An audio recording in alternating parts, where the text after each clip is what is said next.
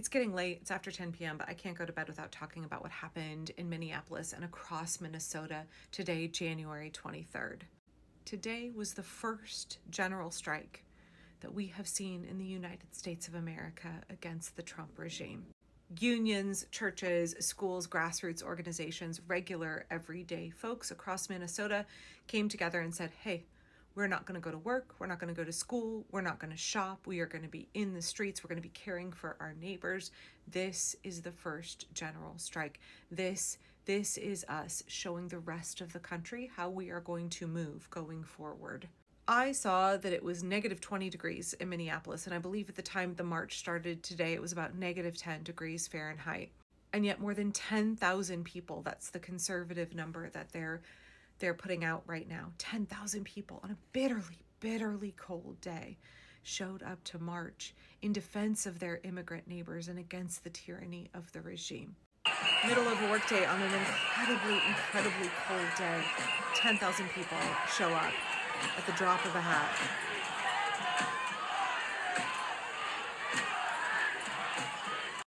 So see, the most conservative estimate I saw was 10,000, but I've seen other folks saying it's more than that, so I look forward to the official count. But honestly, on some level, it doesn't matter. This is a historic event with huge popular support.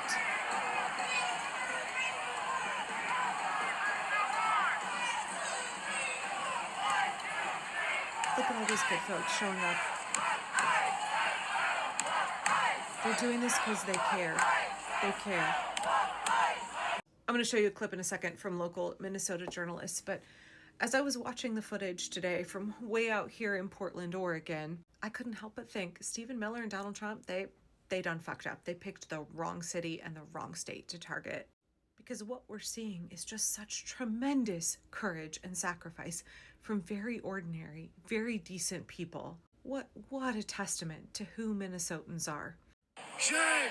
The West Coast, the North and South, we! Look at these folks in Target. Eyes out! We are Minnesota clergy!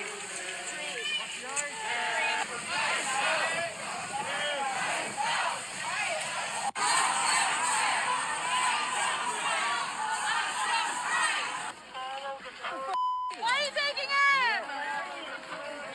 A couple of things there, right? More than 10,000 people in the streets, but also folks moving the protest inside Target. There were more than 100 members of the clergy arrested protesting at the airport. That's what you saw at the end of the video there.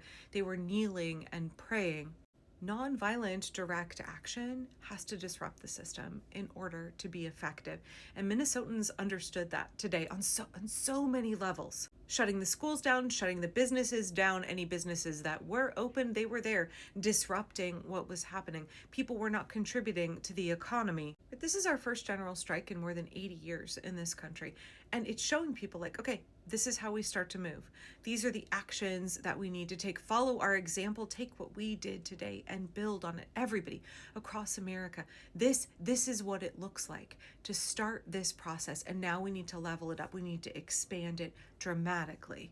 To me, this day of general strike in Minnesota was a call-in for everybody across the country. It was showing folks, hey, we're all capable of doing so much more. So there were these disruptive actions. People experienced real discomfort, inconvenience, took on sacrifice to engage in this protest on just an unbelievably cold day. I went to college in Iowa, and I remember winter days like that, and the fact that those folks were not going to be deterred at all. There's this phrase that I think of every time I hear about the resistance work of Minnesotans, and that phrase is waging acts of care. Waging acts of care. Kelly Hayes and Miriam Kaba use that phrase in their book, Let This Radicalize You. And to me, that just really encapsulates what we're seeing from people in Minnesota. The regime is intent on waging war against Americans, and Minnesotans are saying, no, we're going to wage acts of care. We are going to take care of immigrants. We're going to make sure that people get fed. We're going to make sure that kids get an education. We're going to make sure that we do not let these injustices go unanswered. We're going to take tremendous risks for our neighbors, for immigrants, for strangers who live in our state. Like the level of care that I am seeing from people in Minnesota, just like I know I keep using this term decency, but like the decency of people. Like this is who we are as Americans. Minnesotans are showing up and they're showing the entire world. Like, this is the core of who we are. I truly believe Americans are overwhelmingly good people. And Stephen Miller and Donald Trump, they massively underestimated the goodness and the self-sacrifice of the decent people of Minnesota. We are living daily within a civil conflict. And what I see day in and day out is people peacefully on the streets, protecting their neighbors, delivering groceries, blowing whistles in the face of an already massive force, in the face of tear gas, pepper spray. And on the north side of Minneapolis last week, the Jackson family, car full of 6 kids in the car, had a flashbang grenade thrown under their car. Their entire car was tear gassed, and their 6-month-old baby stopped breathing. Yeah. These are the conditions. This is the level of lawlessness that we're dealing with every single day that remains unchecked. That is where the attention and the focus needs to lie. Yeah, I mean, we saw that video, and we've heard the story from the family about those kids and that poor baby, which thankfully is okay now. I can hear the heaviness in your voice. How are you doing? These past 49 days have been terrifying. These past 49 days have been completely awe-inspiring. I have never seen more people in the city be aligned and be working together in unison. I have never seen so many people come out to care for each other and move based on love. I have never seen this amount of courage and bravery from neighbors. There is not a single person that I know or that any of my people know who's not acting right now in Minneapolis, in the Twin Cities, and beyond. So we are clear that we're under occupation. We don't know how long it's going to take. It is immensely difficult, and we are so grateful for everyone across the country that continues to witness and observe. We are witnessing, we are standing in solidarity with you, and I want to say thank you. Thank you to the folks in Minnesota, not only for what you did today and the example that you set for all of us, but what you have done over the past weeks and what we know you will continue to do going forward. I want to leave you with some words from Miriam Kaba here. It can be so terrible here. Sometimes that must be said to begin.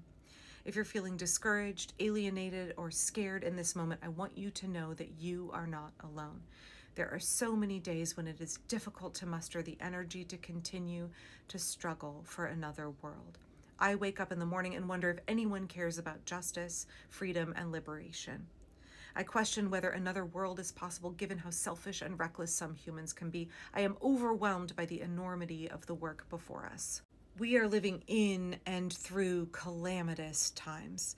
But if we pay attention, we notice that there are people all around us working right now to lessen suffering by taking action in their communities, using the resources that they have gathered. We are all affecting the world every moment, whether we mean to or not. Our actions and states of mind matter because we are so deeply interconnected with one another. Alongside stories of war, death-making, cruelty, and inhumanity like ICE in Minnesota, there are also ones about compassion, kindness, and people acting selflessly like the good people of Minnesota. Indeed, these stories help me to refuel and keep me pushing forward. And that's what we have to do right now. We have to keep pushing forward. We are on the right path. They have underestimated all of us. We are going to keep caring for each other. We're going to keep organizing. We're going to keep taking on those bigger actions. If you're looking for ways to support folks in Minnesota on the ground, I will have that in the video description on YouTube and in the comment section here on TikTok. Okay, good night, y'all.